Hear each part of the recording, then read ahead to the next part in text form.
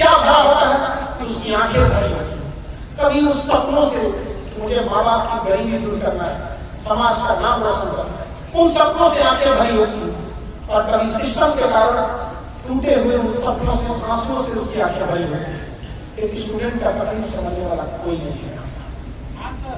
कोई समझ सकता है तो केवल आप, और आप अपने आप को झोंक दीजिए उस समाज को दिखाने के लिए कि हम हर चीज कर सकते हैं। जब छीनी हथौड़ी से कोई पत्थर पहाड़ तोड़ सकता है तो आप जान नहीं तोड़ सकते हैं क्या?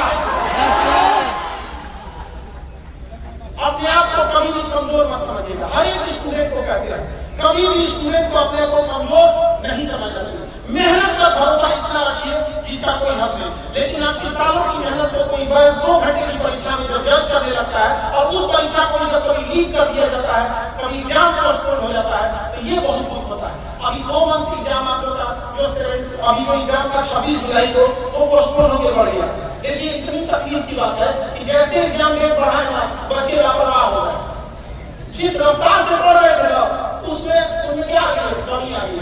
वही आप समझो, आपका कंपटीशन कितने लोगों से, एक एग्जाम से है और इसमें जितने सेलेक्टेड कैंडिडेट है ना, ये सब फिर कौन बात देते हैं? इसमें से ज्यादातर कौन बात देते हैं कि क्या किसी को रैंक सुधारना है, किसी को दोबारा एग्जाम देना है। जो सेलेक्ट हो गया उसको पता चल गया ना, तो आपको हर तरह से लड़ाई करनी है। समझ आ रही है? तो स्टूडेंट लाइफ में संघर्ष की कहानी होती है, सबका स्टूडेंट लाइफ संघर्ष से भरा होता है, लेकिन अंततः जीत भी किसे मिलती है? स्टूडेंट को ही मिलती है। इसलिए कभी अपने आप को कमजोर मत समझिएगा। बस स्टूडेंट से एक बात जरूर कहेंगे, देखिए अपने आप को मेहनत में ट्राई कीजिए। जैसे तेल में ट्राई होता है ना, तो अपने आप को मेहनत में ट्राई कीजिए, और अगर हार जाए तो एक बार फिर से ट्राई कीजिए।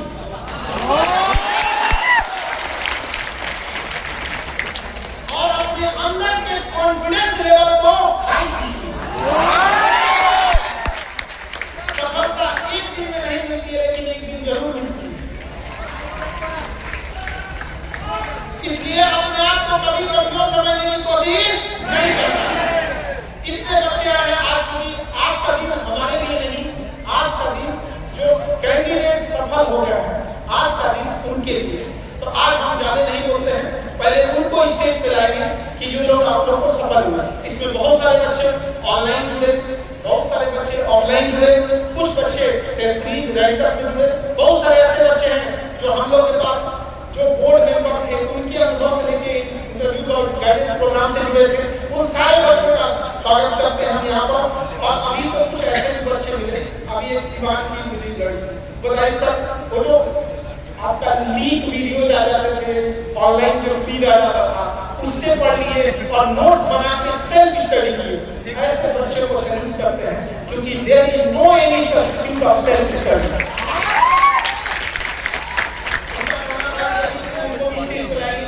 6 साल की 6 क्लास में थी, 6 साल या 6 क्लास में थी, उनके फादर दुनिया से चले गए। तो कितना स्ट्रगल रहा होगा। तो ऐसे सोचिए, पढ़ने वाले कहीं से पढ़ेंगे और नहीं पढ़ने वाले अभी को आज मान लिया नहीं पढ़ पाए। और इतना तकलीफ करते माँ बाप को बहुत होता है। तो अपने माँ बाप को आंखों को अधूरा मत छोड़िएगा। याद रखिए, क्या कहिएगा जब आप यहाँ से खाली रहिएगा? कोई जवाब है आपके पास? कोई जवाब नहीं। सबसे ज्यादा तकलीफ आपके माता पिता को, लेकिन वो लोग भी दिल पे पत्थर रख के आपको समझाएंगे कि कोई बात नहीं बात, कि मुझे डर हुआ कि कहीं आप फिर से कोई गलत कदम मत उठाएं।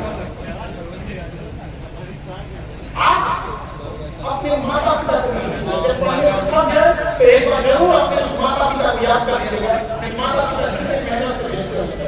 अभी आपके बीच में मिलाते हैं हम लोग यहाँ, वो काम करते थे अपने यहाँ, अभी सेलेक्टेड हो गए बीपीएससी वाले। उनके पिताजी इसी बीपीएससी ऑफिस के आगे चाय बेचाते थे।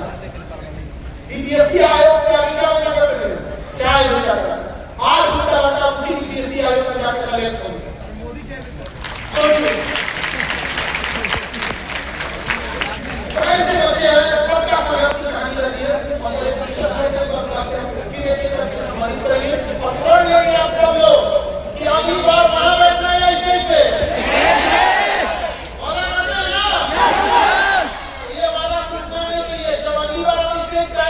पूछेंगे कि पिछले साल आप सभी में कहां बैठे थे, याद रहेगा ना?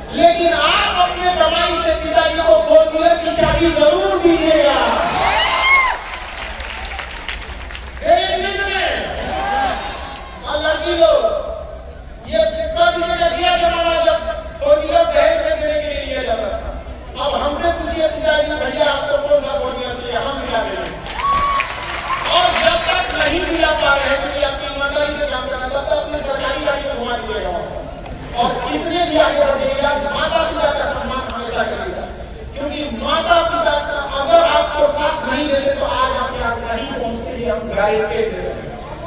ये एहसान मानिएगा उस माता पिता का, और कभी भी ऊंची आवाज में माता पिता से बात नहीं कीजिएगा, चाहे आप कितने बड़े अधिकारी बन गए, आप डीएसपी हैं, कल एसपी रहेंगे, आज एसडीएम कल डीएम रहेंगे और बढ़ते रहेंगे, लेकिन माता पिता के नजर में वही बने रहिएगा।